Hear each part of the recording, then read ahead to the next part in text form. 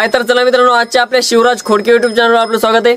तर मित्रांनो, आपल्याला गावामधून किरण संदीप खोडके यांनी आपल्याला कॉल केला होता की आमच्या शेतामध्ये एका पाईपामध्ये एक धामण जातीचा साप आढळून आलेला आहे, तू या आणि त्या सापाला रेस्क्यू करून घेऊन जा। तर चला मित्रांनो, सापाला रेस्क्यू करूया।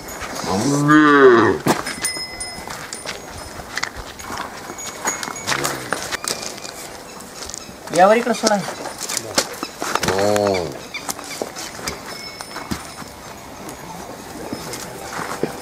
डबल एकदा बांधलेली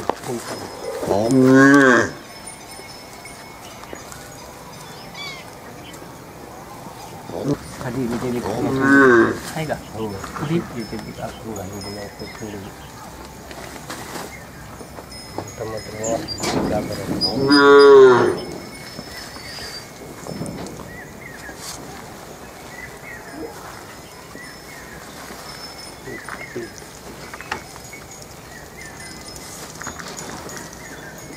उचला बरं किती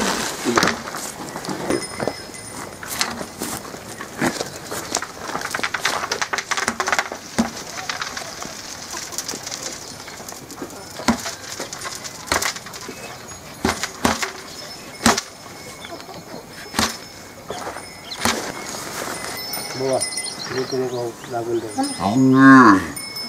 पाय ना माती असतील पलीकडे लावून तीन रोड देतात दमा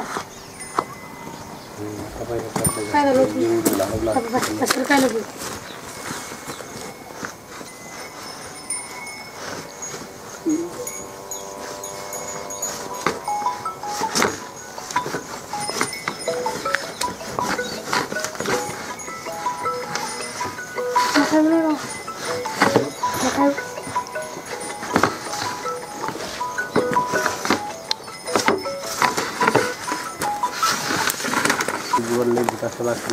आम्ही लोटून पाहिलं राहून तर नरम ते टक लागलं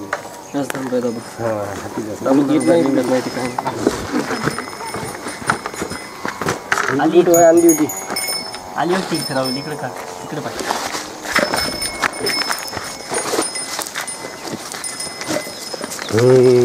ना।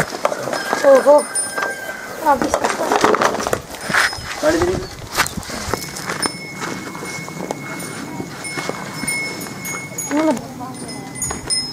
तर मित्रांनो, आपण बघू शकता एक इंडियन रॅट स्नेक म्हणजे धामण या जातीचा साप असून या सापाला इंग्लिश मध्ये इंडियन रॅट स्नेक म्हणून देखील ओळखलं जातं।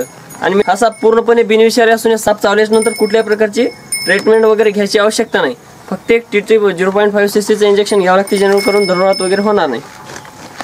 आणि मित्रांनो, असा साप आपल्या गोठ्यामध्ये किंवा घरामध्ये आढळल्यास लगेच जवळच्या सर्पमित्राला कॉल करा, जेणेकरून सर्पमित्र लवकरात लवकर येऊन त्या सापाला रेस्क्यू करतील आणि तुम्हालाही कुठल्या प्रकारचा धोका किंवा हानी निर्माण होणार नाही आणि सापालाही कुठल्या प्रकारचा धोका किंवा हानी निर्माण होणार नाही। तर चला मित्रांनो, बिना टाइम घालवता लगेच आपण या सापाला पॅक करूया।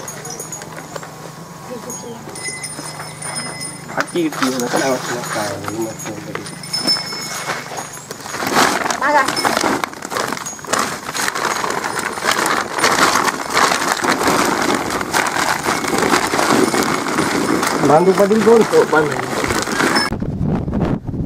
तर चला मित्रांनो, आजच्या आपल्या शिवराज खोडके युट्यूब चॅनलवर आपलं स्वागत आहे। तर मित्रांनो, हा एक कवड्या जातीचा साप आहे जो की आपण पवारवाडी येथे रेस्क्यू केला होता।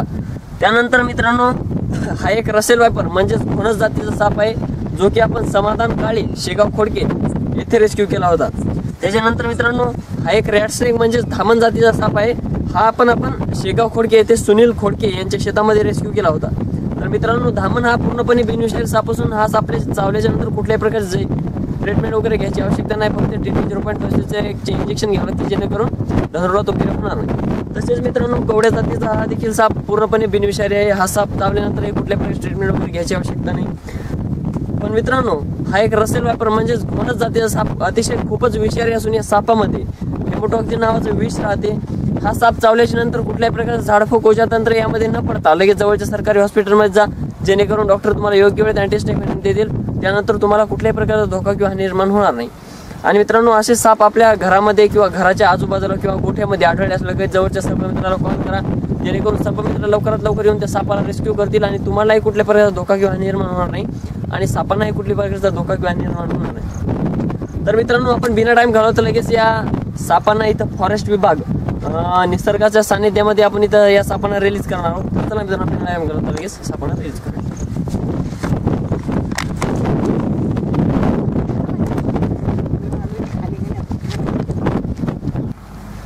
तर मित्रांनो बघू शकता हा कवड्या जातीचा साप आहे.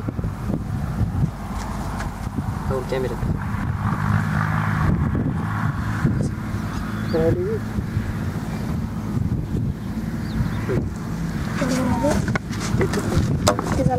त्यानंतर आपण धामण या सापाला इथे रिलीज करणार आहोत.